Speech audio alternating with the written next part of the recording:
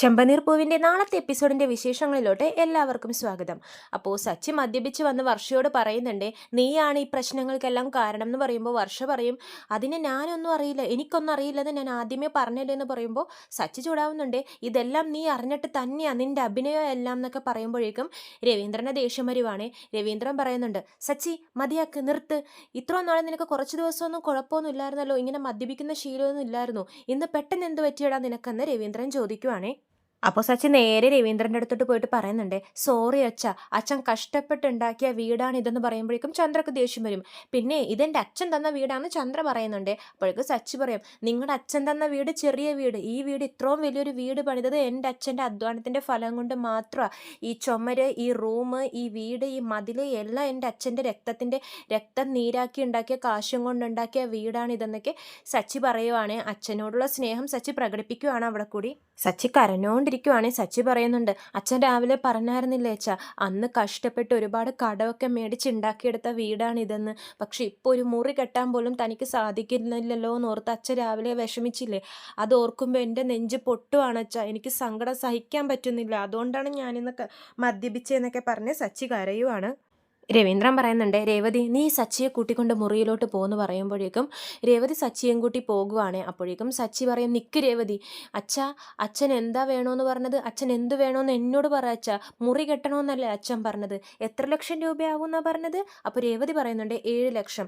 7 ലക്ഷമല്ലേ, ഞാൻ തരാം അച്ഛാ, ഞാൻ എൻ്റെ കാറ് കൊണ്ടേ വിൽക്കും, എന്നിട്ട് ആ കാശും കൊണ്ട് ഞാൻ മുറി കെട്ടാൻ സഹായിക്കും അച്ഛനെ, ഞാൻ തരും അച്ഛനെ കാശെന്നൊക്കെ പറഞ്ഞ് സച്ചി വീണ്ടും ഇമോഷണൽ ആവുകയാണ്. അപ്പോൾ രവീന്ദ്രൻ പറയുന്നുണ്ട്, അതൊന്നും വേണ്ട സച്ചി, നീ ഇപ്പം ആദ്യം പോയി കിടന്ന് ഉറങ്ങാൻ നോക്കുമെന്ന് പറയുവാണ്. ചന്ദ്രക്ക് ദേഷ്യം വരുന്നുണ്ട് ഇതൊക്കെ കാണുമ്പോൾ. ചന്ദ്ര പറയുന്നുണ്ട്, അവനെങ്ങനെ ഉറങ്ങാനാ, അവൻ ബാക്കിയുള്ളവർ ഉറക്കം കളയാൻ വേണ്ടി വന്നിരിക്കുക എന്ന് പറയുമ്പോഴേക്കും സച്ചി പറയും, ഞാൻ ആരുടെയും ഉറക്കമൊന്നും കളയത്തില്ല രേവതി, നിനക്കറിയാലോ, ആരെങ്കിലും എന്നോട് എന്തെങ്കിലും ആവശ്യപ്പെട്ട ഞാനത് ചെയ്തു കൊടുക്കാറുണ്ടെന്ന്. ഈ സച്ചി ഒന്നും നോക്കാതെ ചെയ്തു കൊടുക്കും, പക്ഷെ എൻ്റെ അച്ഛനൊരു ആവശ്യം പറഞ്ഞിട്ട് എന്നെ കൊണ്ട് അത് ചെയ്തു കൊടുക്കാൻ സാധിക്കുന്നില്ലല്ലോ എന്ന് ഓർക്കുമ്പോൾ എൻ്റെ നെഞ്ച് പൊട്ടുവാണ് രേവതി എന്ന് പറഞ്ഞ് കരയുവാണ് സച്ചി വീണ്ടും. അച്ഛൻ ഒരാളുടെ മുമ്പിലും കൈനീട്ടി നിൽക്കണ്ട അച്ഛ, അച്ഛനെ കാശ് ഈ സച്ചി തരും എന്നാണ് സച്ചി പറയുന്നത്. അപ്പോഴേക്കും സുധിക്ക് ഇത് കേട്ട് ദേഷ്യം വരുവാണ്. സുധി പറയുന്നുണ്ട്, അതൊരു സെക്കൻഡ് ഹാൻഡ് കാറ്, ആ കാറ് കൊടുത്ത് എത്ര ലക്ഷം കിട്ടുമെന്നാണ് നിന്റെ വിചാരം, വെറുതെ കള്ളും കുടിച്ച് വന്ന് ഓരോന്നൊക്കെ പറയുവാന്ന് പറയും, ബോധമില്ലാതെ ഓരോന്ന് പറയുവാന്ന് സുധി പറയുവാണേ. അപ്പോഴേക്കും സച്ചി പറയുന്നുണ്ട്, ആർക്കാടാ ബോധമില്ലാത്ത, എനിക്ക് നല്ല ബോധമുണ്ടെന്നൊക്കെ സച്ചി ആ കള്ളു കുടിച്ചിട്ടാണെങ്കിലും നല്ല തെളിവോടുകൂടെ തന്നെയാണ് സംസാരിക്കുന്നത്. ബോധമില്ലാതെയല്ല, ഞാൻ എൻ്റെ മനസ്സിൻ്റെ സങ്കടം കൊണ്ട് പറയുന്നതാടാന്നൊക്കെ സച്ചി പറയുന്നുണ്ട്. എന്നിട്ട് പെട്ടെന്ന് സച്ചിയുടെ മൈൻഡ് മാറും. എന്നിട്ട് പറയും, ഈ പ്രശ്നങ്ങൾക്കെല്ലാം കാരണം നീ ആടാന്ന് പറഞ്ഞിട്ട് സുധിയുടെ നേരോട്ട് ഓടിപ്പോയി സുധിയെ തല്ലാൻ വേണ്ടിയൊക്കെ പോകുവാണേ. അപ്പോഴേക്കും എല്ലാവരും കൂടി പിടിച്ചു മാറ്റുന്നുണ്ട്. രവീന്ദ്രൻ പറയും, എന്താടാ സച്ചി ഇത് നീ കാണിക്കുന്നത്? അപ്പോൾ സച്ചി പറയുന്നുണ്ട്, അച്ഛാ പിന്നെ ഇവൻ എന്തൊക്കെയാ പറഞ്ഞെന്ന് കേട്ടില്ലേ, ഇവനാ ഈ വീട്ടിലെ പ്രശ്നങ്ങൾക്കൊക്കെ കാരണം എന്ന് പറയുമ്പോൾ രവീന്ദ്രൻ പറയും, നീ അവനെ കൊണ്ടുപോയി ഉറക്ക് രേവതി എന്ന് പറഞ്ഞ് വീണ്ടും പറയുവാണേ. അപ്പോൾ രേവതി സച്ചിയെ വിളിച്ചുകൊണ്ട് പോകാൻ നേരത്ത് സച്ചി പറയുന്നുണ്ട്, ഇല്ലച്ച, ഇവൻ രാവിലെ പറഞ്ഞത് അച്ഛനും കേട്ടതല്ലേ, ഈ കുടുംബത്തിലെ എല്ലാവരെയും ഞാനിവിടെ ഇറക്കി വിടാൻ നോക്കുവാണെന്ന്, എനിക്ക് രേവതിക്കും ഒറ്റയ്ക്ക് ഈ വീട് ഭരിക്കാൻ വേണ്ടിയിട്ട് എല്ലാവരെയും ഇറക്കി വിടാനുള്ള തന്ത്രമാണ് എൻ്റെ എന്നൊക്കെ ഇവൻ പറഞ്ഞത്, ഞാനൊരു സ്വാർത്ഥനാണെന്ന് വരെ ഇവൻ പറഞ്ഞച്ചാന്ന് പറഞ്ഞിട്ട് സച്ചി കരയുവാണ്. എന്നിട്ട് ശ്രീകാന്തിനോട് ചോദിക്കുന്നുണ്ട് സച്ചി, എടാ ശ്രീകാന്തെ, നിനക്ക് തോന്നുന്നുണ്ടോടാ ഞാൻ ഈ വീട് ഒറ്റയ്ക്ക് എനിക്ക് കിട്ടാൻ വേണ്ടിയിട്ടാണ് ഇങ്ങനെയൊക്കെ ചെയ്യുന്നതെന്ന് ചോദിക്കുമ്പോഴേക്കും ശ്രീകാന്ത് പറയും, ഇല്ല സച്ചി ഏട്ടാ. അപ്പോൾ സച്ചി പറയുന്നുണ്ട്, പിന്നെ എന്തിനാടാ അവനെങ്ങനെ പറഞ്ഞത്, ഈ ഹോളിലും ടെറസിലുമായിട്ട് മാറി മാറിയല്ലേടാ ഞാൻ കിടക്കുന്നത്, ഈ രേവതിയെ നോക്ക്, എന്നെ കല്യാണം കഴിച്ചിട്ട് പാവം അവളും ടെറസിലും ഹോളിലും ആയിട്ട് മാറി മാറി കിടക്കുക, ഞങ്ങൾക്കൊരു മുറി പോലും ഇല്ല, ഞങ്ങൾ എന്തെങ്കിലും പരാതി ഇന്നേ വരെ പറഞ്ഞിട്ടുണ്ടോടാ എന്നൊക്കെ പറഞ്ഞ് സച്ചി കരയുവാണ്. ഇവളും ഇതൊക്കെ സഹിച്ചുകൊണ്ട് ഇവിടെ നിൽക്കുന്നത് എന്തിനാടാ, ഈ വീട് ഒറ്റയ്ക്ക് ഭരിക്കാൻ വേണ്ടിയാണോ, ഒറ്റയ്ക്ക് ഞങ്ങൾക്ക് കൈയടക്കാൻ വേണ്ടിയാണോ? ഇല്ലല്ലോടാ, ഈ വീട്ടിൽ ഇത്രയും നാൾ താമസിച്ചത് നിങ്ങളല്ലേ, എന്നെക്കാളും കൂടുതൽ ഈ വീട്ടിൽ നിന്നതും താമസിച്ചതും എന്നെക്കാൾ അവകാശമുള്ളത് നിങ്ങൾക്കല്ലേടാ, എന്നെ വേണ്ടെന്ന് പറഞ്ഞ് കളഞ്ഞവരാ ഇവരെന്നൊക്കെ പറഞ്ഞ് സച്ചി പഴയ കാര്യങ്ങളൊക്കെ പറയുവാണേ. എന്നെ അച്ചമ്മ വീട്ടിൽ ഉപേക്ഷിച്ച് വന്നവരാ ഈ അമ്മ എന്നൊക്കെ പറയുമ്പോഴേക്കും ചന്ദ്രയുടെ മുഖമൊക്കെ മാറുവാണേ. രവീന്ദ്രനും സങ്കടമാവുന്നുണ്ട്. സച്ചി ഭയങ്കരമായിട്ട് പൊട്ടിക്കരയുവാണ്. എന്നിട്ട് അച്ചമ്മ വീട്ടിൽ പോലും ഞാൻ തറയിൽ പായ വിരിച്ചാ കിടന്നിരുന്നത്, എനിക്കൊരു റൂമോ വീടോ വേണോ എന്ന് ഞാൻ ഇന്നേ വരെ ആഗ്രഹിച്ചിട്ടില്ലടാ എന്നൊക്കെ ശ്രീകാന്തിനോട് പറഞ്ഞ് ഭയങ്കരമായിട്ട് വിഷമിക്കുവാണേ സച്ചി.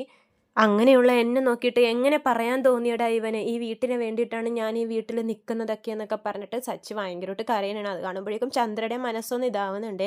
രവീന്ദ്രനും കരയുവാണ്. എന്നിട്ട് കരച്ചിലൊക്കെ നിർത്തിയിട്ട് സുധിയോടായിട്ട് സച്ചി ഒരു കാര്യം പറയുന്നുണ്ട്. ഞാൻ എൻ്റെ അച്ഛന് വേണ്ടിയിട്ടാടാ ഈ വീട്ടിൽ നിൽക്കുന്നത്. അച്ഛൻ എന്നോട് പോയി റോട്ടിൽ പോയി കിടക്കാൻ പറഞ്ഞ് ഞാൻ പോയി കിടക്കും. എനിക്ക് മുഖ്യം എൻ്റെ അച്ഛനാണ്, അല്ലാതെ ഈ വീടല്ല എന്നൊക്കെ സച്ചി പറയുവാണ്. അച്ഛന് വേണ്ടി മാത്രമാണ് ഞാൻ ഈ വീട്ടിൽ നിൽക്കുന്നത്. എല്ലാവരും ഒരു കാര്യം കേട്ടോ, എൻ്റെ അച്ഛൻ ഉള്ളത്രയും കാലം. എന്നിട്ട് സച്ചി പറയുന്നുണ്ട്, അച്ഛാ അച്ഛനൊന്നും സംഭവിക്കില്ല അച്ഛാ, അതിനുവേണ്ടി ഞാൻ പ്രാർത്ഥിക്കും. പക്ഷേ ഞാൻ പറയുവാണ്, എൻ്റെ ഈ അച്ഛൻ ഈ വീട്ടിലുള്ളത്രോളം കാലം മാത്രമേ ഈ സച്ചിയും രേവതിയും ഈ വീട്ടിൽ നിൽക്കത്തുള്ളൂ. അച്ഛൻ ഇല്ലാതാവുന്നൊരു സമയം വന്നു കഴിഞ്ഞാൽ സച്ചിയും രേവതിയും പിന്നെ ഈ വീട്ടിലുണ്ടാവില്ല. ഈ പടി പോലും ഞങ്ങൾ ചവിട്ടില്ല എന്നൊക്കെ സച്ചി പറയുവാണ്. ഇത് കേൾക്കുമ്പോൾ രവീന്ദ്രന് ഭയങ്കര സങ്കടമാവുന്നുണ്ട്. ചന്ദ്രയുടെ മനസ്സൊന്നും ഇതാവുന്നുണ്ട്. കാശും പണവും വീടും ഒന്നും ഈ സച്ചിക്ക് വേണ്ട, ഈ അച്ഛനെ മാത്രം മതി. അച്ഛന് വേണ്ടി മാത്രമാണ് ഞാൻ ഈ വീട്ടിൽ നിൽക്കുന്നത്. നിന്റെ തലയിൽ കയറുന്നുണ്ടോടാ സുധി, നീ ഇത് കേൾക്കുന്നുണ്ടോടാ എന്നൊക്കെ സച്ചി ദേഷ്യത്തിൽ തന്നെ സുധിയോട് ചോദിക്കുവാണേ. സുധി ഇതിന് മറുപടിയൊന്നും പറയുന്നില്ല, ഇങ്ങനെ കേട്ടോണ്ട് നിൽക്കുവാണ്. എന്നിട്ട് സച്ചി അച്ഛൻ്റെ അടുത്തോട്ട് പോയിട്ട് പറയും, അച്ഛാ അച്ഛന് വേണ്ടി മാത്രമാണ് അച്ഛൻ ഞാനിവിടെ നിൽക്കുന്നത്. അച്ഛൻ എനിക്ക് വേണോ അച്ഛാ? അച്ഛനൊരു കാര്യം പറഞ്ഞിട്ട് എനിക്ക് നടത്തിത്തരാൻ സാധിച്ചില്ലെങ്കിൽ പിന്നെ ഞാൻ എന്തിനാണ് അച്ഛൻ ജീവിക്കുന്നതെന്നൊക്കെ പറഞ്ഞ് സച്ചി കരയുവേ. രവീന്ദ്രൻ പറയും, സച്ചി നീ പോയി ഉറങ്ങടാന്ന് പറയുമ്പോൾ സച്ചി പറയും, നോക്കിക്കോ അച്ഛാ, അച്ഛൻ്റെ ഈ ആഗ്രഹം സച്ചി നടത്തിത്തരും എന്ന് പറഞ്ഞിട്ട് സച്ചി പിന്നെ ഇരുന്ന് കരയുവാണ്. അപ്പോൾ ചന്ദ്ര പറയും, കൊണ്ടുപോയി ഉറക്കാൻ നോക്ക്, എല്ലാവരും പോയി കിടന്ന് ഉറങ്ങിയെന്ന് പറഞ്ഞിട്ട് അവിടെ നിന്ന് എല്ലാവരെയും പറഞ്ഞു വിടുന്നുണ്ട്. രേവതി സച്ചിയും വിളിച്ച് പോകുന്നുണ്ട്. പിന്നെ കാണിക്കുന്നത് വിഷമത്തിലും മുറിയിലിരിക്കുന്ന രവീന്ദ്രനെയാണ്. ചന്ദ്രയും വരുന്നുണ്ട് മുറിയിലോട്ട്. ചന്ദ്ര ചോദിക്കുന്നുണ്ട്, നിങ്ങൾ എന്താ ഈ ആലോചിച്ചുകൊണ്ടിരിക്കുന്നത്, പോയി കിടന്ന് ഉറങ്ങാൻ നോക്കുമെന്ന് പറയുമ്പോൾ രവീന്ദ്രൻ പറയുന്നുണ്ട്, സച്ചി ഇന്ന് എന്തൊക്കെയാ പറഞ്ഞതെന്ന് നീ കേട്ടില്ലേടി?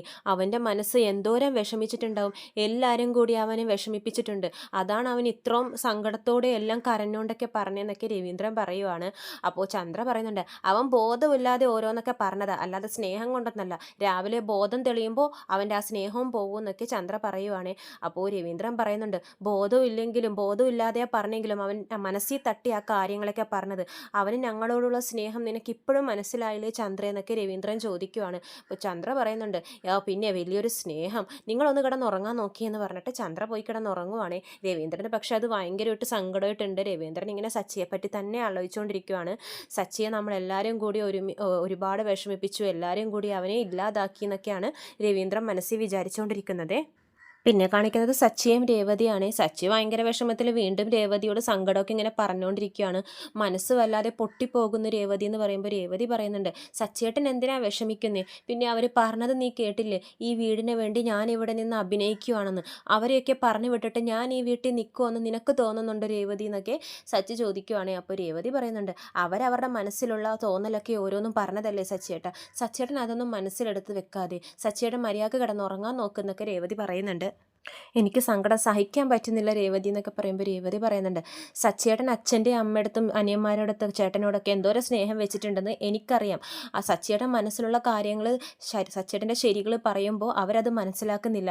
അവർക്കതൊക്കെ തെറ്റായിട്ടാണ് തോന്നുന്നത്. പക്ഷെ സച്ചിയേട്ടനെ അച്ഛൻ മനസ്സിലാക്കുന്നുണ്ട്, ഞാൻ മനസ്സിലാക്കുന്നുണ്ടെന്നൊക്കെ പറഞ്ഞ് രേവതി സമാധാനിപ്പിക്കുവാണേ. അപ്പോൾ സച്ചി പറയുന്നുണ്ട്, അച്ഛന് വേണ്ടി ആ മുറി ഞാൻ കെട്ടും രേവതി എന്നൊക്കെ പറഞ്ഞ് സച്ചി ആ കാര്യം തന്നെ ഇങ്ങനെ വീണ്ടും വീണ്ടും പറഞ്ഞുകൊണ്ടിരിക്കുകയാണ്. രേവതി അപ്പോഴും ഇങ്ങനെ സമാധാനിപ്പിച്ചുകൊണ്ടും ഇരിക്കുന്നുണ്ട്. പിന്നെ കാണിക്കുന്നത് പിറ്റേ ദിവസം രാവിലെ പൂജാമുറിയിൽ നിന്ന് ഭയങ്കര മണിയുടെ ഒച്ചയൊക്കെ കേൾക്കുവാണേ. അപ്പോൾ ഉറക്കത്തിൽ നിന്ന് എല്ലാവരും എഴുന്നേറ്റ് വരുന്നുണ്ട്. ആരാണ് ഈ മണിയടിക്കുന്നതെന്ന് ആർക്കും അറിയില്ലല്ലോ. ചന്ദ്ര ഓർക്കും രേവതിയാണെന്ന്. ആ രേവതി ആയിരിക്കും എല്ലാവരുടെയും ഉറക്കം കളയാൻ വേണ്ടിയിട്ട് അവൾ ചെയ്യുന്ന പണിയായി ഇതെന്ന് പറയുമ്പോഴേക്കും രേവതി പുറത്തു നിന്ന് അകത്തോട്ട് കയറി വരുവാണേ. അപ്പോൾ ചന്ദ്ര പറയുന്നുണ്ട്, നീയല്ലേ അപ്പോൾ ഈ മണിയടിക്കുന്നത്? അപ്പോൾ ഈ മണിയടിക്കുന്നത് ആരാ? അപ്പോൾ സുധി പറയുന്നുണ്ട്, എന്താ അമ്മ ഇത്, രാത്രി മനുഷ്യൻ മര്യാദക്ക് ഉറങ്ങിയിട്ടില്ല, ആ സച്ചി വന്ന് ഓരോ പ്രശ്നം ഉണ്ടാക്കിയതുകൊണ്ട്. ഇപ്പോൾ അത് രാവിലെ ഈ മണിയടിച്ച് എന്തൊരു ശല്യമായി എന്ന് പറയുമ്പോൾ ചന്ദ്ര പറയും, ആരാ ഈ പൂജാമുറി കയറി ഇങ്ങനെ മണിയടിച്ചുകൊണ്ടിരിക്കുന്നത്? ഇനി വർഷയാണോ എന്ന് ചോദിക്കുമ്പോൾ വർഷയും ശ്രീകാന്തും വരുന്നുണ്ട്. അവരും അല്ല. അപ്പം ഇവർ ഓർക്കുവാണ്, ആരാണ് ഈ പൂജാമുറി കയറി ഇങ്ങനെ പൂജയൊക്കെ ചെയ്തുകൊണ്ടിരിക്കുന്നത്? അപ്പം നോക്കുമ്പോൾ ആരാ, നമ്മുടെ സച്ചി പൂജാമുറിയിൽ നിന്നിട്ട് ഇങ്ങനെ നല്ല പ്രാർത്ഥനയാണ്. ഇത് കാണുമ്പോഴേക്കും എല്ലാവരും ഞെട്ടി നിൽക്കുക. കാരണം സച്ചിക്ക് അങ്ങനെ ദൈവവിശ്വാസമൊന്നും ഇല്ലല്ലോ, അങ്ങനെ പ്രാർത്ഥിക്കലും കുറവാണ്. അപ്പോൾ രവീന്ദ്രൻ ചോദിക്കുന്നുണ്ട്, ഞാനെന്താ വല്ല സ്വപ്നം കാണുവാണോ എന്ന് ചോദിക്കുമ്പോൾ രേവതി പറയും, സ്വപ്നമില്ലച്ചാ, രാവിലെ എഴുന്നേറ്റ് ഞാൻ വിചാരിച്ച് ജോലിക്ക് പോവാന്ന്, പക്ഷേ പൂജാമുറിയിലിരുന്നിങ്ങനെ പ്രാർത്ഥിക്കാനായിരിക്കുമെന്ന് ഞാനും അറിഞ്ഞില്ല എന്നൊക്കെ പറയുവാണ്. അപ്പോൾ ചന്ദ്ര പറയുന്നുണ്ട്, രാത്രി മൊത്തം കള്ളും കുടിച്ച് ഒരു വേഷം കെട്ടും, രാവിലെ ഇപ്പതേ പൂജാരിയുടെ വേഷം കെട്ടിക്കൊണ്ടിരിക്കുക എന്നൊക്കെ പറഞ്ഞ് ചന്ദ്ര കളിയാക്കുവാണേ സച്ചിയെ. അപ്പോൾ ശ്രീകാന്ത് ചോദിക്കുന്നുണ്ട്, എന്താ സച്ചിയേട്ടാ ഇത്? ഞങ്ങൾ അമ്പലത്തിൽ വിളിച്ചാൽ പൂജാമുറി വിളിച്ചാൽ പോലും സച്ചിയേട്ടൻ ഒന്നിനും വരാറില്ലല്ലോ, ഇന്നത് എന്ത് പറ്റിയെന്ന് ചോദിക്കുമ്പോൾ ശ്രുതി പറയുന്നുണ്ട്, ഇന്നലെ രാത്രി കുറേ ഇതൊക്കെ ചെയ്തായിരുന്നില്ലേ, അതിനുള്ള മാപ്പ് പറയുമായിരിക്കും ദൈവത്തിനോടെന്ന് പറയുമ്പോൾ രേവതി പറയുന്നുണ്ട്, അതിന് സച്ചിയേട്ടൻ തെറ്റൊന്നും ചെയ്തിട്ടില്ലല്ലോ മാപ്പ് പറയാമെന്ന് പറയുവാണ്. അപ്പോൾ രവീന്ദ്രൻ ചോദിക്കുന്നുണ്ട്, എന്താടാ സച്ചി നീ കാണിക്കുന്നതെന്നൊക്കെ ചോദിക്കുമ്പോഴേക്കും സച്ചി പറയുന്നുണ്ട്, ഇല്ലച്ച, ഇന്നലെ രാത്രി ഞാൻ കുറച്ച് കുടിച്ചു പോയി, കുറച്ച് ഞാൻ ഓവറായി പോയി എന്നൊക്കെ പറയുവാണേ. അപ്പോൾ ചന്ദ്ര പറയുന്നുണ്ട്, ഇവനാണോ കുറച്ച് കുടിക്കുന്നത്, കലം കൊടുത്ത ആ കലം മൊത്തം കുടിക്കും ഇവൻ എന്നൊക്കെ പറയുവാണ്. അപ്പോൾ സച്ചി അതിനൊന്നും മൈൻഡ് ചെയ്യുന്നില്ല. സച്ചി പറയുന്നുണ്ട്, ഇല്ലച്ച, എനിക്ക് ഇന്നലെ അത്രയ്ക്കും മനസ്സ് സഹിക്കാൻ പറ്റുന്നില്ലച്ച, എൻ്റെ മനസ്സിൽ നല്ല വേദനയുണ്ട്, ഇപ്പോഴും അത് മാറിയിട്ടില്ല, അതുകൊണ്ടാണെന്നൊക്കെ പറയുവാണ്. ഞങ്ങളെയെല്ലാം കഷ്ടപ്പെട്ട് ഈ നിലയിലെത്തിച്ചു, ഇവരെ രണ്ടുപേരും നന്നായിട്ട് പഠിപ്പിച്ചു, ഞങ്ങൾക്ക് വേണ്ടതെല്ലാം ചെയ്തു തന്നിട്ടുണ്ട്. അപ്പോൾ എന്നിട്ട് അച്ഛനൊരു ആവശ്യം പറഞ്ഞപ്പോൾ റൂം കെട്ടാൻ പറ്റുന്നില്ല എന്ന് പറഞ്ഞ് അച്ഛൻ വിഷമിച്ചപ്പോഴേക്കും എനിക്കത് സഹിക്കുന്നില്ല അച്ഛാ എന്നൊക്കെ സച്ചി നല്ല ബോധം വന്നപ്പോഴും അത് തന്നെ പറഞ്ഞുകൊണ്ടിരിക്കുവാണ്, അച്ഛൻ്റെ വിഷമം സഹിക്കാൻ പറ്റുന്നില്ല എന്നുള്ള കാര്യം. അപ്പോൾ ചന്ദ്ര പറയുന്നുണ്ട്, അതാണ് മര്യാദക്ക് വർഷയുടെ അമ്മ പൈസ തരാമെന്ന് പറഞ്ഞതല്ലേ, ആ പൈസ കൊണ്ട് നമുക്ക് റൂം കെട്ടായിരുന്നല്ലോ എന്ന് പറയുമ്പോൾ സച്ചി പറയുന്നുണ്ട്, അങ്ങനെ ഇപ്പോൾ വേറെ ആരെങ്കിലും കാശ് തന്നിട്ട് മുറി പണിയേണ്ട ആവശ്യം നമുക്കില്ല, പ്രത്യേകിച്ച് വർഷയുടെ വീട്ടുകാർ, വർഷയുടെ അച്ഛൻ നമ്മുടെ അച്ഛൻ എന്തോരം അപമാനിച്ചിട്ടുണ്ടെന്ന് നിനക്കറിയാലോ, അതൊക്കെ ഒന്ന് പറഞ്ഞ് മനസ്സിലാക്കി കൊടുക്കും ശ്രീകാന്തെ വർഷക്ക് എന്നൊക്കെ സച്ചി പറയുവാണേ. അപ്പോഴേക്കും വർഷക്ക് ദേഷ്യം വരുന്നുണ്ട്, സച്ചിയേട്ടൻ എന്തിനാ വീണ്ടും ഇതൊക്കെ പറയുന്നത്, എൻ്റെ അമ്മ നല്ല മനസ്സോടെ ആ പൈസ തരാൻ വന്നേന്നൊക്കെ പറഞ്ഞ് വർഷ ചൂടാകുമ്പോഴേക്കും ശ്രീകാന്ത് പറയുന്നുണ്ട്, വെറുതെ ഇരി വർഷേ, പഴയ കാര്യങ്ങൾ വീണ്ടും വീണ്ടും ഇങ്ങനെ പറഞ്ഞ് പ്രശ്നം ഉണ്ടാക്കിക്കൊണ്ടിരിക്കേണ്ടെന്ന് പറയുവാണ്. അപ്പോൾ സച്ചി പറയുന്നുണ്ട്, അച്ഛാ, ഈ വീട്ടിൽ ഇപ്പോൾ പ്രശ്നം മുറിയല്ലേ, അതിനൊരു തീരുമാനം ഞാൻ ഉണ്ടാക്കിയിരിക്കുവാന്ന് പറയുവാണ് സച്ചി. അപ്പോൾ സുധി ചോദിക്കുന്നുണ്ട്, എന്ത് തീരുമാനം, നീയും നിൻ്റെ ഭാര്യയും ഈ വീട്ടിൽ നിന്നും പോകുവാണോ എന്ന് ചോദിക്കുവാണ് സുധി. അപ്പോൾ സച്ചി പറയുന്നുണ്ട്, കേട്ടില്ലേച്ചാ, ഇന്നലെ ഇവൻ പറഞ്ഞു ഞാൻ ഇവരെയൊക്കെ പുറത്താക്കി ഈ വീട്ടിൽ ഒറ്റയ്ക്ക് താമസിക്കാൻ പോവാന്ന്, ഇന്ന് ഇവരൊക്കെ കൂടി എന്നെ പുറത്താക്കാൻ പോവാന്ന് തോന്നുന്നു സച്ചി പറയുവാണേ. എന്നിട്ട് സച്ചി പറയുന്നുണ്ട്, അച്ഛനിപ്പം മുറിയുടെ അല്ലേച്ച പ്രശ്നം, അച്ഛൻ ഇനി അതോർത്ത് വിഷമിക്കേണ്ട, ഈ സച്ചിയും രേവതിയും ഈ വീട്ടിൽ എവിടെയെങ്കിലും കഴിഞ്ഞോളാന്ന് പറയുമ്പോഴേക്കും ചന്ദ്ര പറയുന്നുണ്ട്, ഈ ബോധം നിനക്ക് ഇപ്പോഴാണ് ഉണ്ടായത്, ഇപ്പോഴല്ല, ഈ മുറി പ്രശ്നം ഇനി ഈ വീട്ടിൽ ആരും സംസാരിക്കാൻ പാടില്ല, ഞാനായിട്ട് തന്നെ ആ മുറി കെട്ടും, എൻ്റെ കയ്യിൽ എന്ത് കാശുണ്ടാകുന്നോ ഞാൻ എൻ്റെ സ്വന്തം കാശിന് ഞങ്ങൾക്ക് താമസിക്കാനുള്ള മുറി ഞാൻ തന്നെ പണിയുമെന്നുള്ള ഒരു പ്രതിജ്ഞ എടുക്കുവാണ് സച്ചി. ഇത്രയും കാണിച്ചുകൊണ്ടാണ് നാളത്തെ എപ്പിസോഡ് അവസാനിക്കുന്നത്. ചെമ്പനീർ പൂവിൻ്റെ കൂടുതൽ വിശേഷങ്ങൾ ഞാൻ എൻ്റെ ചാനലിലൂടെ അപ്ലോഡ് ചെയ്യുന്നതാണ്. ചാനൽ സബ്സ്ക്രൈബ് ചെയ്യാത്തവരുണ്ടെങ്കിൽ സബ്സ്ക്രൈബ് ചെയ്യണം. വീഡിയോ ഇഷ്ടമായെങ്കിൽ ലൈക്ക് ചെയ്യാനും മറക്കരുതേ. എല്ലാവർക്കും നന്ദി.